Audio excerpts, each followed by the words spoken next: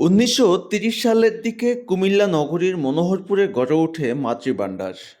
ঢাকা-চট্টগ্রাম মহাসড়কের আলেখাচর মহাসড়কের এ অংশের দুপাশে তাকালে চোখে পড়বে বেশ অনেক মাতৃভান্ডারের দোকান।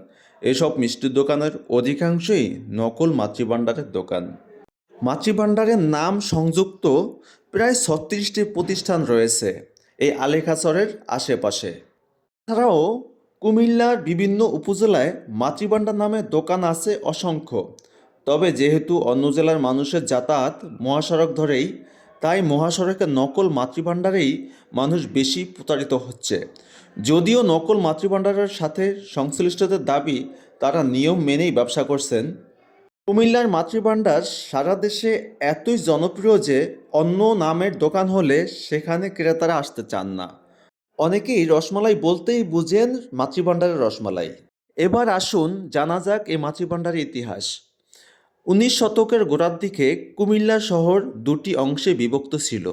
রাজগঞ্জ বাজারের পূর্ব দিক ছিল ব্যবসায়ীদের এলাকা, আর পশ্চিম দিক আবাসিক। শহরের উত্তর পশ্চিমের অংশে বিদেশি পর্যটকদের জন্য আবাসন ব্যবস্থা ছিল। রাজগঞ্জের পূর্ব দিকে ছাতিপট্টি, পানপট্টি, গোয়ালপট্টি, স্বর্ণপট্টি, তেরিপট্টি, খড়মপট্টি, কাঁসারিয়াপট্টি, বাতাসাপট্টি, দেশলাইপট্টি ইত্যাদি এমন বেশ কিছু ব্যবসায়ী অঞ্চল ছিল। গোয়ালপট্টিতে গোসরা মিষ্টি তৈরি করত। সেখানে খাঁটি গরুর দুধ দিয়ে দই, মাঠা, মাখন, ঘি তৈরি করা হতো। জিলাপি ও বাতাসাও তৈরি করা হতো এসব দোকানে।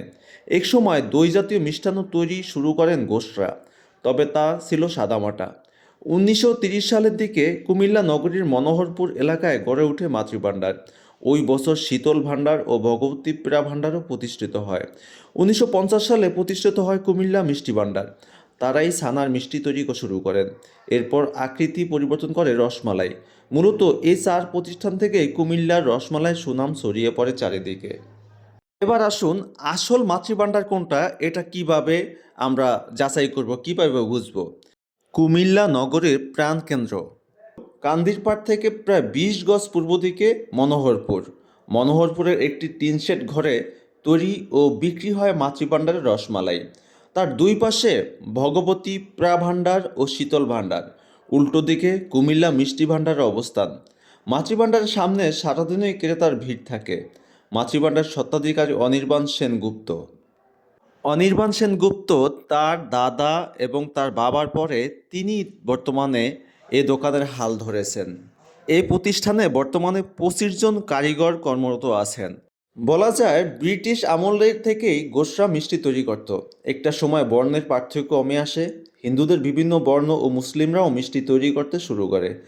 এবার জানা যাক এই যে মাতৃভান্ডার, এটা নামটা কেন হলো। মূলত মন্দিরের কালী থেকে মায়ের নামটি নিয়ে এর নামকরণ করা হয়েছে।